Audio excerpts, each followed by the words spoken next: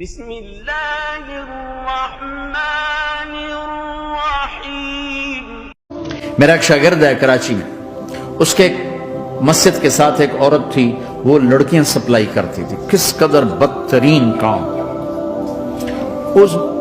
اس نے میرے شاگرد نے اس عورت کے بیٹے سے دوستی لگائی اور اس کو میرے بیان کی کیسٹ دے دی۔ اس نے کہا یہ سن لینا۔ اس نے گھر میں جا کے لگا لی۔ اس کی ماں کام کرتے ہوئے چلتے پھرتے سن رہی، کانوں میں آواز پڑ رہی۔ تھوڑی دیر کے بعد وہ آ گئی، کہنے لگی مجھے بھی سنا۔ تو اس نے سنی، پھر کہنے لگی دوبارہ سنا، پھر دوبارہ سنی، پھر کہنے لگی ایک دفعہ اور سنا، پھر ایک دفعہ اور سنی۔ کہنے لگے یہ کون ہے؟ کہ پتہ نہیں کون ہے۔ کہ کس نے دی؟ کہ یہ مولوی صاحب جو مسجد کا اس نے دی۔ تو اس نے بیٹے کو لیا اور مسجد کے دروازے پر آ کے، لوگ تراویح پڑھ کے نکل رہے تھے، انہوں نے کہا میں یہاں کے امام سے ملنا چاہتی ہوں۔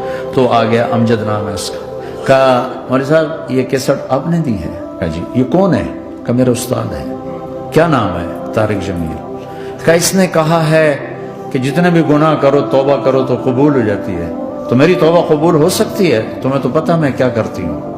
کہا بی بی توبہ تو سب کی قبول ہے۔ کہ اچھا پھر میں تمہیں گواہ بناتی ہوں، میری توبہ، میری توبہ۔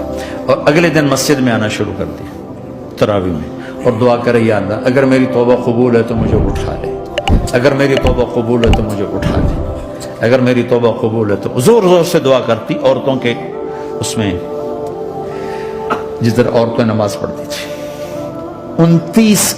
29 کی رات سجدے میں اللہ نے اس کو موت دی تھی۔